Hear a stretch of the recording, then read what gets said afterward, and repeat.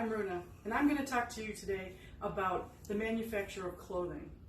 Now, nowadays, if you need a new piece of clothes, you just go to the store and you buy it.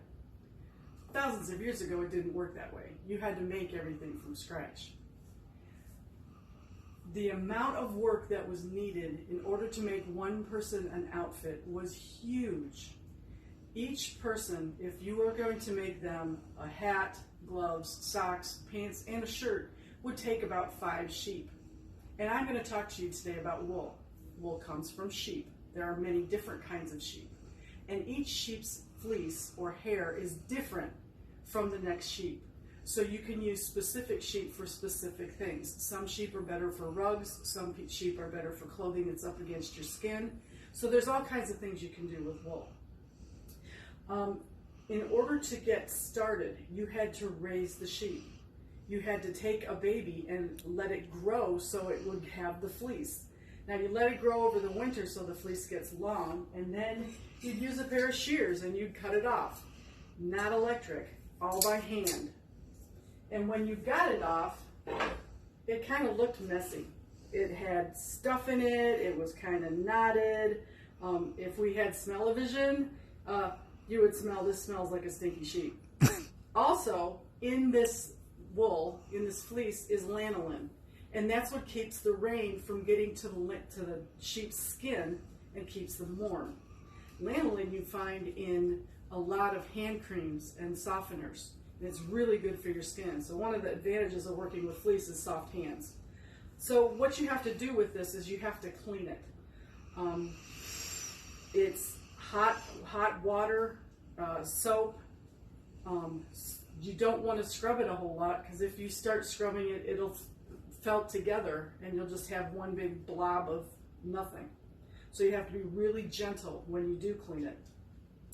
Once it's clean and you get something a little fluffier, my hands are nice and soft, you have to comb it. You have to get the fibers aligned so that they will twist and when you spin them and lock together. The thing about sheep's wool and alpaca and other animals that have similar fibers is there's burrs on the fibers. You've seen a commercial for hair conditioner, how they show you have split ends. Well, basically that's what a sheep's fiber looks like all the way down. And when you spin them, they lock together. In order to get them to lock together the most efficient way, you need them kind of going all in the same direction. So there's 2 methods.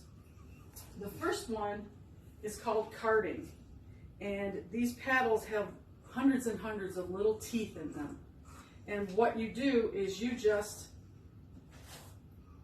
card it, and you get those fibers to align. These fibers are not going to be 100% in line, so this kind of preparation is going to get you a fluffier wool for sweaters or coats or stuff like that.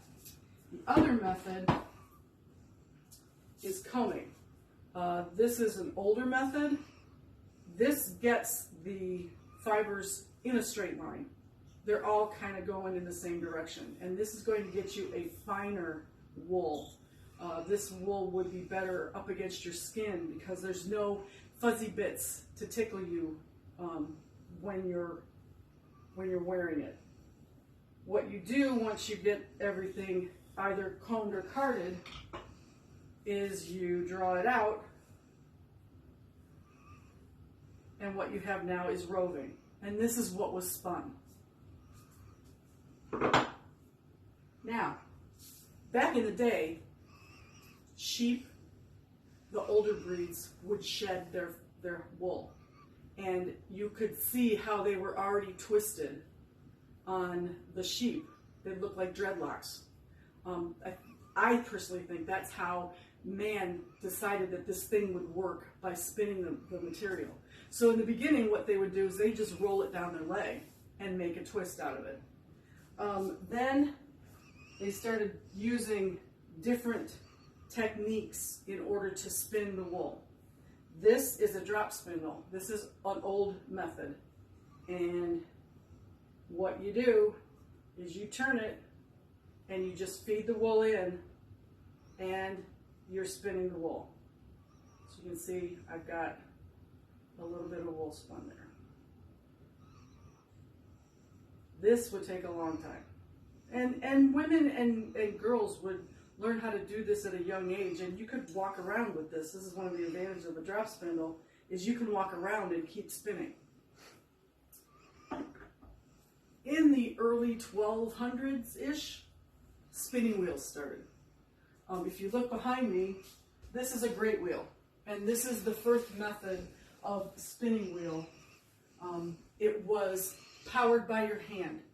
This is the kind of spinning wheel that we see in the stories of, stop.